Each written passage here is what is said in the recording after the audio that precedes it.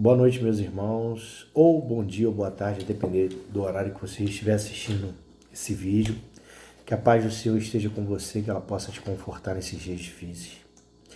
Hoje eu venho aqui, mais um vídeo, trazer a mensagem do Senhor para nossas vidas e eu vou fazer diferente. Dessa vez eu vou fazer uma explicação sobre algo. Hoje foi a Santa Ceia na minha igreja, meu pastor comentou de maneira maravilhosa, pastor Rodinei, sobre a Santa Ceia, né? Deu alguns detalhes sobre a questão da comunhão com os irmãos. E eu acho que é importante para quem está assistindo esse vídeo. Muita gente não sabe o significado da Santa Ceia. E a princípio já te adianto que ela é um memorial de Cristo, né? Ele mesmo disse, fazer isso em memória de mim. Mas sobre o que é a Santa Ceia em sua essência? A Santa Ceia significa comunhão com os irmãos, com Cristo. Cristo sentava à mesa para cear. Cear é um sinal de comunhão. A pessoa se assentar à mesa da sua casa para almoçar com você é um sinal de intimidade. Para cear com você é um sinal de intimidade.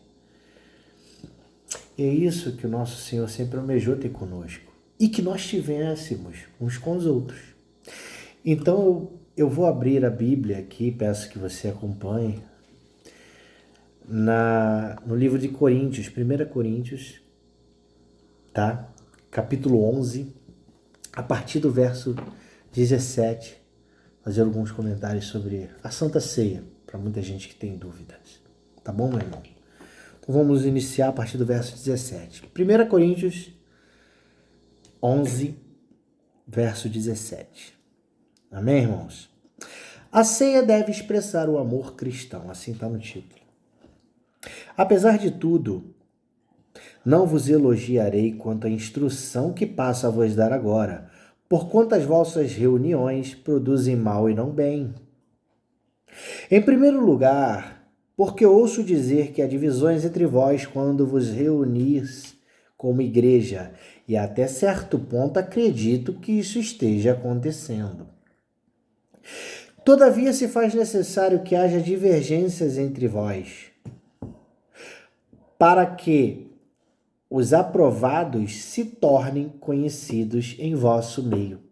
Vou dar uma pausa aqui. Meu pastor chegou a comentar já, eu vou fazer das palavras dele a minha. O pastor Rodinei comentou. Por que isso tem que acontecer, irmãos? Porque aquele que estiver seguindo o exemplo errado, achando que está certo, vai ver os aprovados, vai observar quem é aprovado, vai observar atitudes corretas e vai saber separar as atitudes erradas.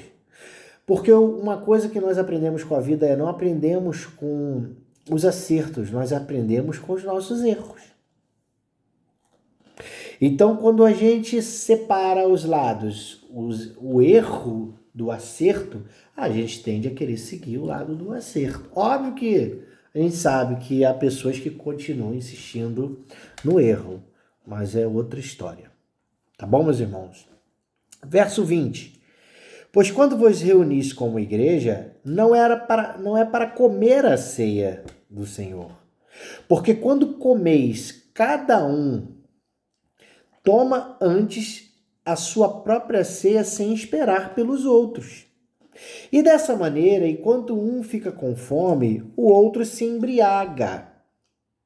Ou seja, o que Paulo está dizendo aqui? Vocês não estão tendo comunhão, esperando um pelos outros. A ceia não é isso, não é para encher a barriga.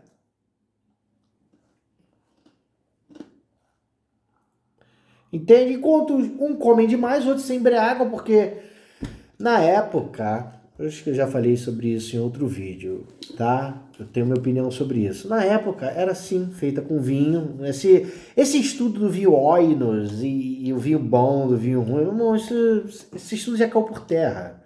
A prensagem no lagar das uvas com os pés era para fermentação, para produzir um vinho que tinha álcool. Tá, irmãos? Apesar da Bíblia ser bem clara que o crente ele não pode se bebedar, ou seja, ele tem que ser equilibrado, ele tem que ser controlado.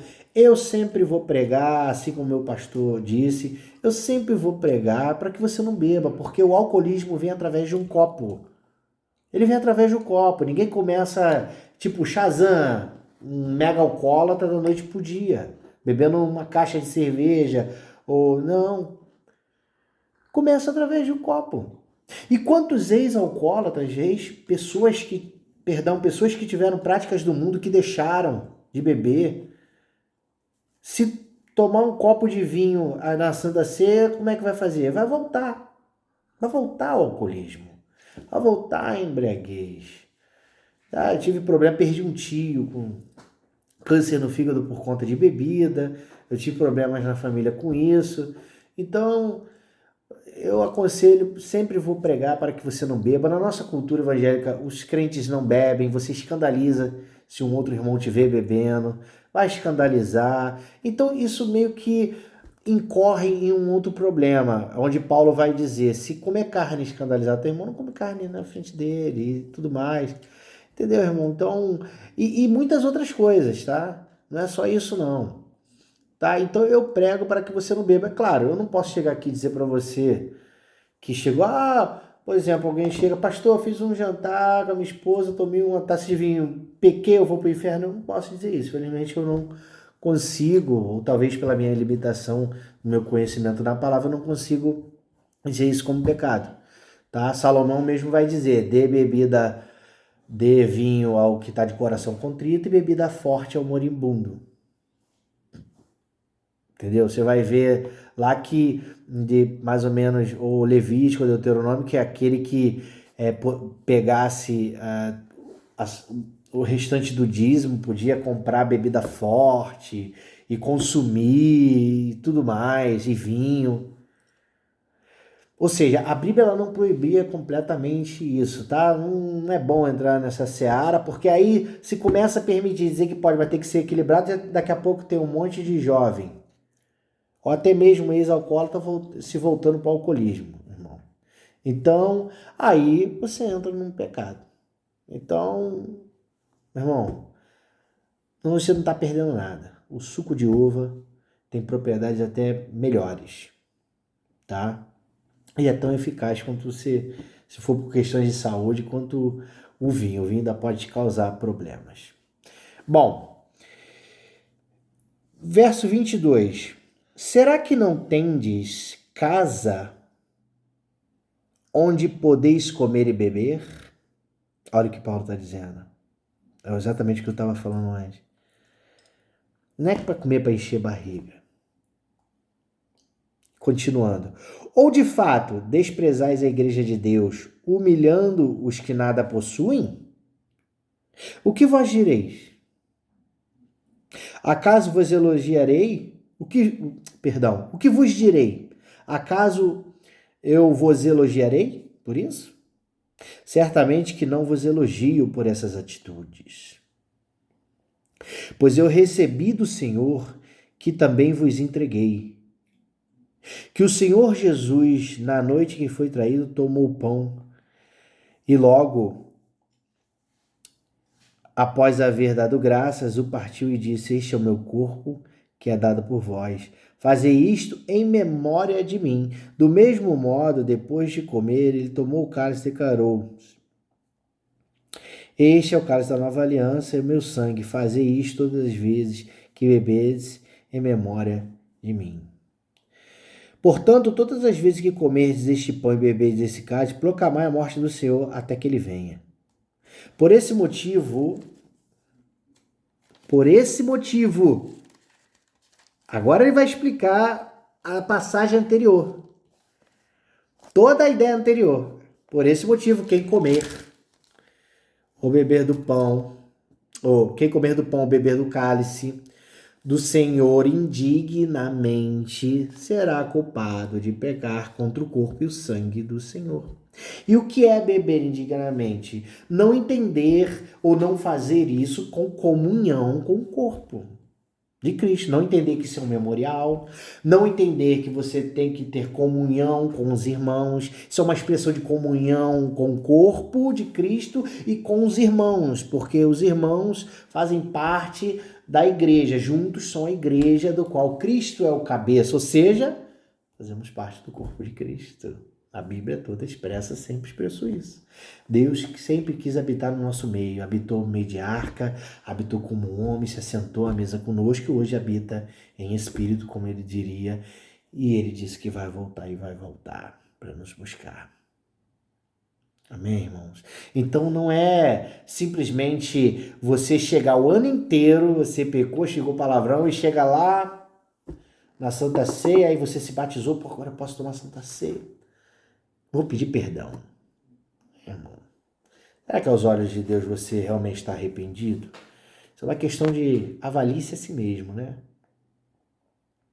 Uma outra coisa até meu pastor citou e que ocorre muito, que aí a gente tem um problema, é a falta de comunhão com os irmãos, que é você ter mágoa do irmão, tá com problema com o irmão dentro da igreja, e você tá declarando que tem comunhão e faz parte do corpo, sendo que na realidade você não tem, e só pede perdão realmente porque é dia de Santa Ceia.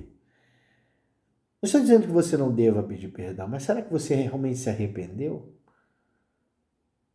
Foi só o momento que você passou o mês inteiro, aí chega no dia de Santa Ceia, se arrependeu ali.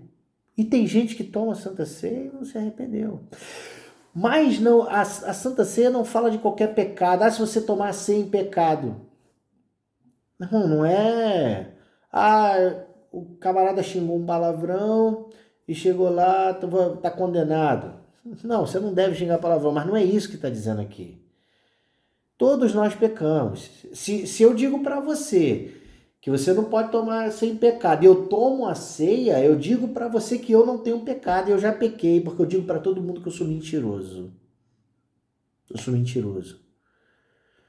Porque a Bíblia diz que aquele que diz que não tem pecado é mentiroso. Todos nós somos pecadores. Pecamos em tudo. Então não tem esse negócio, você nunca vai tomar a Santa Ceia perfeito. Agora, se a Santa Ceia expressa uma comunhão que você tem que ter com o irmão, e você tem mágoa, tem raiva do teu irmão, vai sentar à mesa com ele, é meio hipocrisia.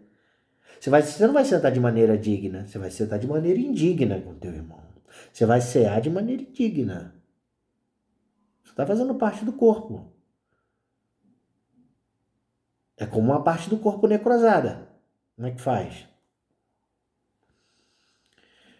Então, irmão, que você possa entender essa passagem que é tão importante, esse memorial maravilhoso. Saiba que é ter comunhão com os irmãos e com Cristo. Como ele mesmo disse, quão bom e maravilhoso se todos os irmãos vivessem em plena comunhão.